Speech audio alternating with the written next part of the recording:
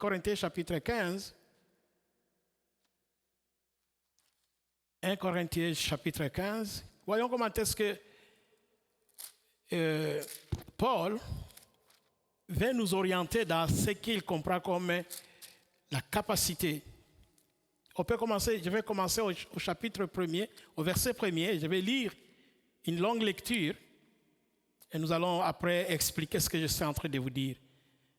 1 Corinthiens chapitre 15, au verset 1er, nous allons continuer. Je vous rappelle, frères, l'évangile que je vous ai annoncé, que vous avez reçu et dans lequel vous avez persévéré, et par lequel vous êtes sauvés, si vous le retenez tel que je vous l'ai annoncé autrement, vous aurez cru en vain. Je vous ai enseigné avant tout, comme je l'avais aussi reçu, que Christ est mort pour nos péchés, selon les Écritures, qu'il a été enseveli et qu'il est ressuscité le troisième jour, selon les Écritures. Et qu'il est apparu à Cépha, puis aux 12. Ensuite, il est apparu à plus de 500 frères à la fois, dont la plupart sont encore vivants et dont quelques-uns sont morts. Ensuite, il est apparu à Jacques, puis à tous les apôtres. Après eux tous, il m'est apparu à moi comme à l'avorto, car je suis le moindre des apôtres. Je ne suis pas digne d'être appelé apôtre parce que j'ai persécuté l'Église de Dieu. Mais par la grâce de Dieu, je suis ce que je suis.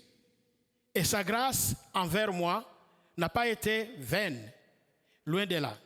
J'ai travaillé plus que tous, non pas moi, toutefois, mais la grâce de Dieu qui est avec moi.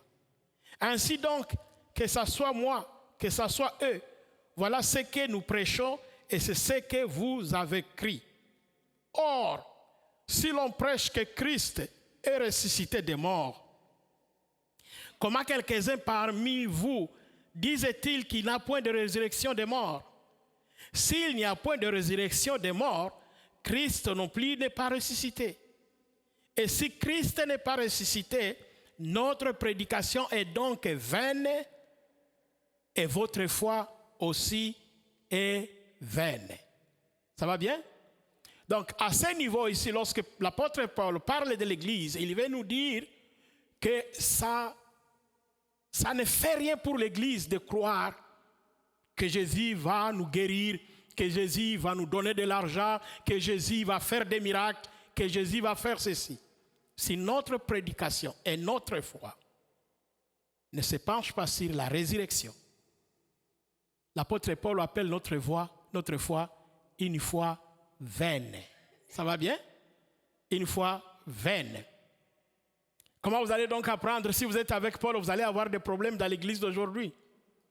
Si donc l'église d'aujourd'hui voyait Paul ressuscité au milieu de nous, je pense que tous ces pasteurs qui se fondent sur les enseignements des miracles et des bénédictions de l'Éternel vont fuir l'église. Puisqu'ils ne sont en train d'entretenir les gens que sur les promesses de l'Éternel, Dieu a promis, il les fera.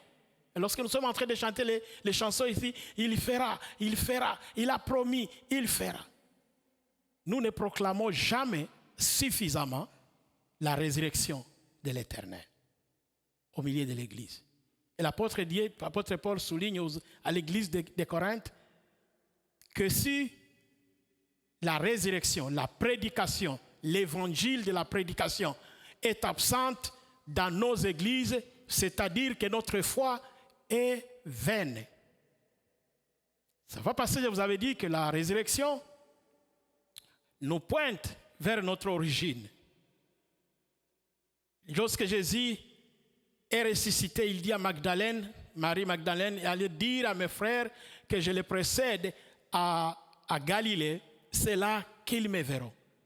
Et nous avons dit la semaine passée que cette même phrase nous indique nos origines, que nous sommes des citoyens d'une cité où notre Seigneur Jésus-Christ nous a déjà précédés.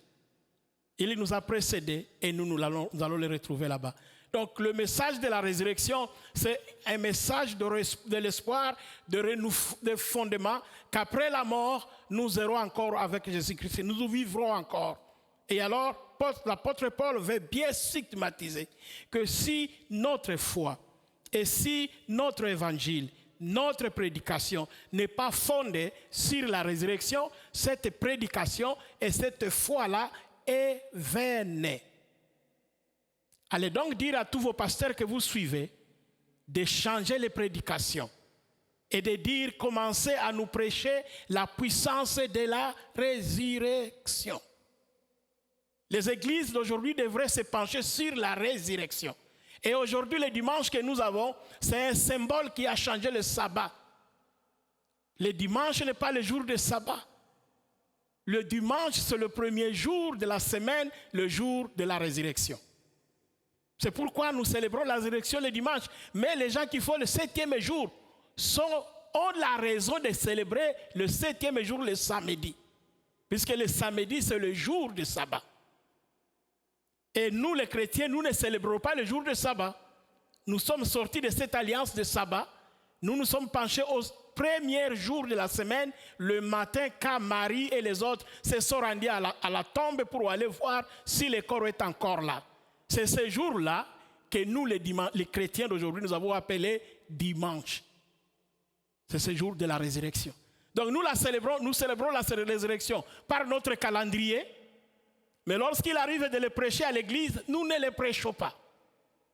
Nous prêchons autre chose.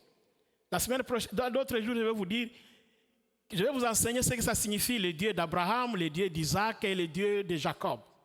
Je vais vous donner la signification. Quand on dit, nous prions le Dieu d'Abraham, qu'est-ce que ça signifie théoriquement? Lorsque nous disons le Dieu de Jacob, qu'est-ce que ça signifie? Et lorsque nous disons le Dieu d'Isaac, qu'est-ce que ça signifie?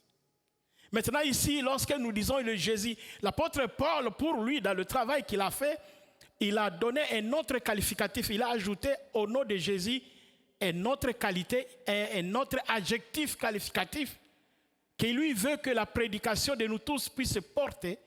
C'est l'adjectif le Christ ressuscité. Vous allez voir que maintenant, à travers les actes des apôtres, jusqu'à la fin de la Bible, les apôtres commencent à appeler Jésus-Christ le Christ ressuscité, le Jésus ressuscité.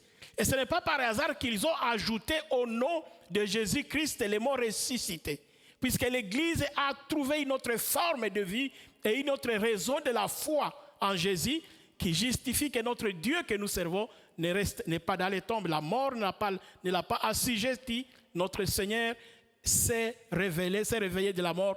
Il est ressuscité